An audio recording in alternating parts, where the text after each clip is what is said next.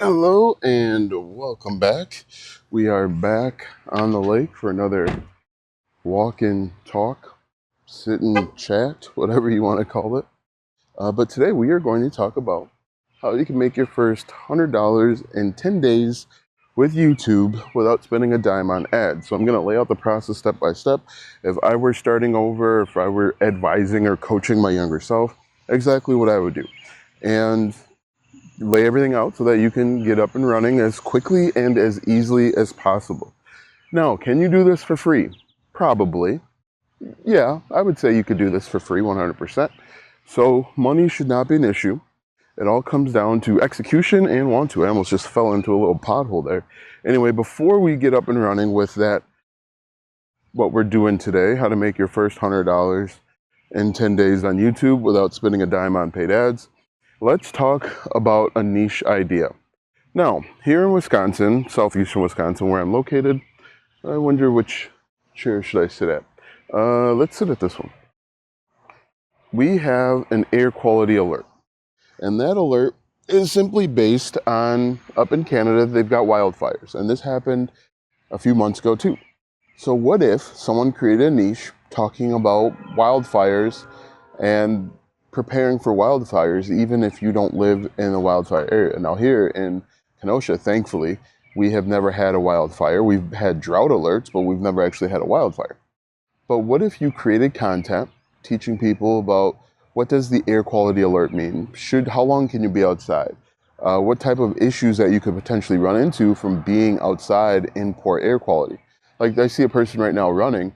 Should you be running with poor air quality? Like there's kind of like this haze or film that's kind of just like resting over the city or over the area.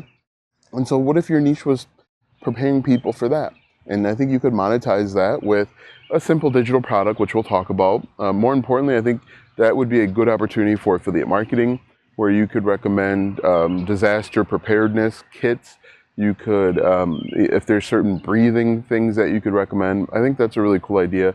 And I think the way that the world is going with climate change, and I do believe in climate change, we're going to see more extreme weather.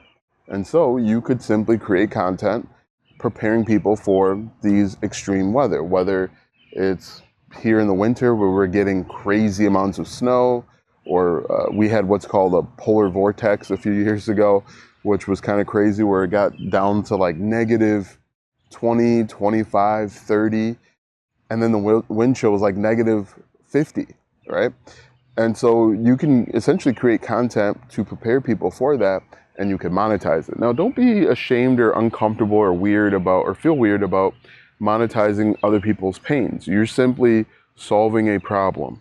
You're helping people solve a problem or answer a question, and then you're providing them a solution to help them solve it faster or easier. For example, with the wildfires up in Canada and the smoke coming down here, if people need a breathing apparatus, you're simply providing that for them. You're helping them figure out where they can get that breathing apparatus from so that they can be outside and enjoy the weather. Anyway, that is an interesting niche idea that I had considered or thought about considering. We have issues with air quality. But let's go ahead and talk about how you could make your first $100 in 10 days without spending a dime on ads. And what's really cool is that this process is really, really simple. It's not easy. It's simple. At a high level, what you need to do is, obviously, you need to have a niche or an area where you're going to answer questions and help people and solve problems. Don't overthink this. Don't overcomplicate this section. It's really, really simple. Everything is a niche, right? Over the last few weeks that I've been doing these chats, I've listed probably 15 or 20 niches, all just based on stuff that's happening to me. This air quality thing, the wildfires happening in Canada, and the impact that it's having down here in Wisconsin. You know, if you've been married before, if you've gone through the process of getting married, if you enjoy fishing or hunting or swimming, I talked about the swimming pool thing. Pick one niche, and if you're struggling with a niche, think about the problems you had 5 years ago, who you were 5 years ago and the issues that you ran into back then, and think how can you help that person solve those problems, right? So anyway, don't overthink this. Spend 10 minutes at most. Write down all of the different niches that you have experience and knowledge in and move on to the next step, right? So for me, I'm thinking about who I was 5 years ago.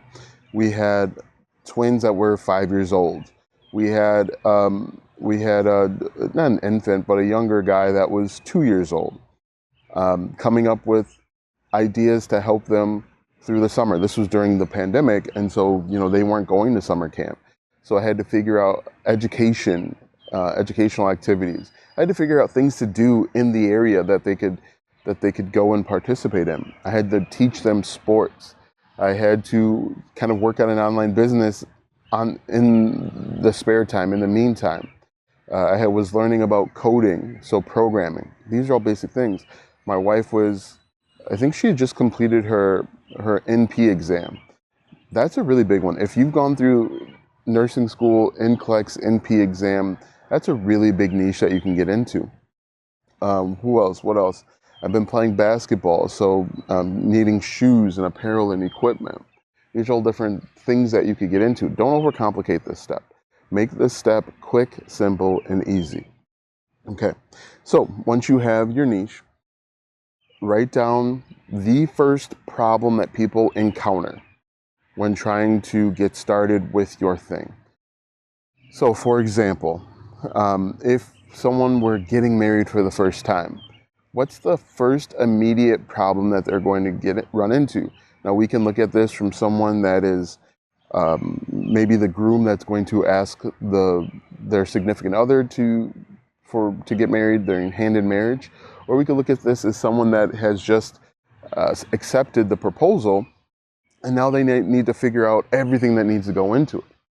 So for me, when I was asking my wife to marry me, she thankfully said yes. I had to think about the ring. I had to think about the occasion, like the situation, what would be best for her ring size, the different types of rings.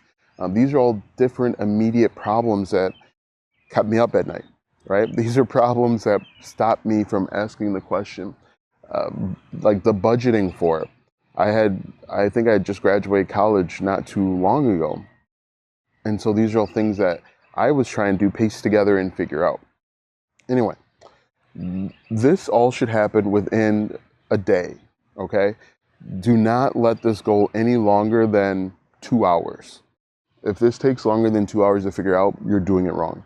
So write down the first immediate problem. If you are planning the wedding, what's the first immediate problem that comes from planning a wedding? Knowing every single thing that goes into it, right? That can be overwhelming. That can keep someone up at night. Everything from the guest list to save the date invites to who's not going to be in the wedding, putting together the tables to make sure there isn't any conflict, making sure that you have the right food and having food that's acceptable for people that are vegan or vegetarian. Are you going to do a buffet style, or are you going to do a plated meal? But the first problem I think that people encounter is the budget. Okay, how much money am I going to have to spend? Where can I get these additional resources from, right? Because people want to have a dream wedding, but they don't have an infinite amount of money.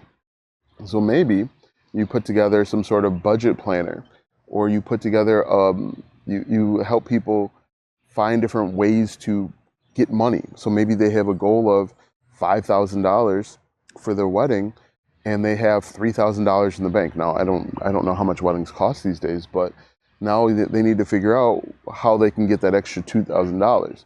Can they budget? Can they save? Can they ask their parents? Can they do like a GoFundMe or something like that? Can they, so anyway, so think about the first immediate problem that people are going through. The first pain point that's going to keep them up at night. For my kids, it was, what are they going to do so that they're not bored? What are they going to do? What can I help them? What can I teach them so that they are ready for the next grade level that they're going into? Anyway, think of a problem, first immediate problem, make sure that it's small and specific. It's a tiny problem. You don't want it to be too big. And then what you're going to do is you are going to create a simple, very simple $5 digital product. This is going to be a PDF or it's going to be an Excel spreadsheet / Google Sheet. Okay, and the reason why we want to do this is so that we can do it quickly, we can help people solve an immediate result, and it positions us as the expert. So let me give you a few examples. Let's say we're getting into the wedding budget thing. We could put together a simple budget calculator, or we could put together a kind of like a packet of things so that we help people scrape together money, help our target audience, our potential customers, find sources of revenue. Maybe the source of revenue is working a part-time job or finding a remote job or a side hustle. Maybe it's putting together a checklist of 50 people to ask to loan them money, or 50 places they can go to get money for their wedding. How to find an extra $5,000 for free for the wedding, right? So put together something very simple, very easy, and this is going to take you 3 days to create. On day number 1, you're going to come up with the idea. So we're going to go with this budget spreadsheet, wedding budget spreadsheet. You're going to come up with the idea. And you're going to come up with like a rough draft, an outline, what you're going to include in this. Now, again, we want to make sure that we're solving a very specific problem. We want to help people achieve the result, answer the question quickly. We don't want this to take days, weeks, months, or even years. This should be something that they can implement into their life, see that it works, and be excited, right? So we are going to come up with the idea and an outline on day 1. I guess, so I like to say Friday. On Saturday, we're actually going to create this thing. Now, we can use Canva to create this for free. If we're creating a spreadsheet, we can use Google Sheets. I like Google Sheets because we can just share a template link. Not everybody uses Microsoft Excel. Like, I rarely use Microsoft Excel. And so we can actually build this out for free. If you're building a PDF, a checklist type of thing, a template, so like a save the date template, you can use Canva to do it for free. If you're doing calculators, you can use Notion. I recommend using Google Sheets. We don't want to overcomplicate this thing. We want this to be as simple as possible. So on Saturday, we're going to create this thing. And then on Sunday, we're going to create a sales page. And we're going to create the sales page. We can create it for free using Gumroad. Gumroad is a website that you can go to create a sales page, to collect payments, and to deliver your digital product. Gumroad is really, really convenient because, once again, you can do this for free. The only drawback is Gumroad is going to take money because they're processing the payment for you. They're going to take a portion of your sale. So while you're going to charge $5, you might only keep $4.79, which isn't bad. So that's day 3, we'll say. On your sales page, you're simply going to explain what the pain point is. So someone that wants to get married, but you want to make sure that you do it in a budget. There are tons of sales page templates out there that you can take a look at. And it doesn't have to be great, right? We just want to get a version 1 out there. We don't want to spend a bunch of time on being perfect. We want done, okay? In this entire process, we want done. We don't want perfection, because perfection is going to slow us down. And we don't know what perfect is. We have to let the customers, the consumers, define what perfect is. Let's say, for example, we create our digital product. We create this budget spreadsheet for weddings. Consumers buy it, customers buy it, and they say, hey, this is a really good idea, but I think it's missing this one thing. We can always add in that one thing into version 2. Maybe we forgot a budget line item for placemats. We can always add that in, and we can share a new link and say, hey, look, here's version 2. Now we've got a product that is being updated and modified and guided by our customers, and it's becoming better and better and better. And we're selling it for $5 People aren't going to have a super high, most people aren't going to have a super high expectation. They just want to make sure that it's going to solve a result for them. All right, so we've got our digital product created with either Canva or with a Google Sheet. We've got our Gumroad template. Now, you might be thinking, Alston, this sounds great. How are we going to go from selling a $5 product to a $100 product? And this is where the beauty of digital products come in. Inside of our digital product, we are going to include affiliate links. Now, if you don't know, affiliate marketing is simply recommending other people's products and services. And with affiliate marketing, there are over, I would say about 12,000 different affiliate programs.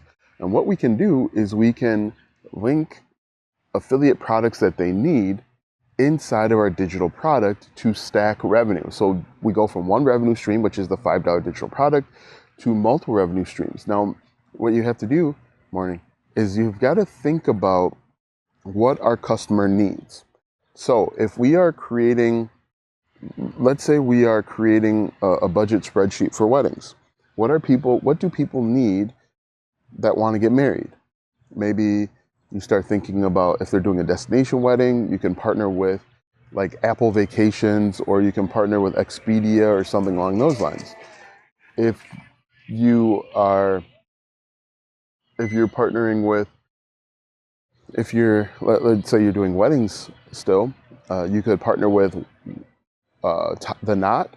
You can go out and find different places that sell engagement rings, wedding dresses. There are tons of affiliate programs out there. Or maybe you find something over on Amazon. Maybe you find one of those guest book signatures where people go in and sign guest books, and you can create a separate page where you can say recommended tools or suggested tools, and those are all affiliate links. And so just like that, we go from one revenue stream to two revenue streams or multiple revenue streams. Now, obviously, not everybody is going to click on your affiliate links and buy, but we're stacking revenue streams without having to do any additional work. Also, too, we're starting to build a list of buyers, but that's a separate video for a separate day. But that's how we can simply go from one revenue stream of just $5 per sale to multiple revenue streams. And then the final part is just creating content to drive traffic to your digital product. Now, if you're using YouTube, you can put a link to your digital product, your Gumroad link, in the description of all your videos. Also pin it as the first comment, so it's the first thing people see. Now you might be wondering, what type of content do we create? I like creating hyper-specific content that reaches a target audience. Now, yesterday or Sunday, I talked about using quantifiers. I always get the two confused. And so what we're going to do is we're going to create stuff like how to have the perfect wedding on a $5,000 budget, or 10 things that brides-to-be forget when planning their wedding. We can create hyper-specific content to get right in front of our target audience to show that we can help them. So if you're creating a video like how to have the perfect wedding for $50,000 or whatever budget number you come up with, you're going to talk to them about things that they need to DIY, do it themselves. You're going to talk about things that most people forget. And you're simply just going to create content, highly targeted content, to get in front of your target audience to help them solve a problem or a question that they're asking, a common question, common frustration. And what you want to make sure that you're doing is adding a call to action in the beginning and at the end of the video, because we know that most people that watch YouTube video are only staying for about 25 to 30%. So you're going to say something like, hey, if you want to make sure that you have the perfect wedding in your budget, download my wedding budget calculator. The link is in the description. Now you might be wondering, like, Alston, there's a bunch of those already out there. Why would they buy from you? They're buying from you because your content is your marketing. Showing that you know what showing that you know what you know builds credibility. It builds trust. People obviously can go over to Etsy and buy, but there's no trust or guarantee that the people over on Etsy know what they say that they know. And people are willing to spend a little bit more money with you because you've created this video content. The video marketing is the front door to your business. And what you can do is you can create a video, try and create 3 videos per week. If you can create a video every single day, the better. The more videos you create, the better, simply because you figure out what works and what doesn't work.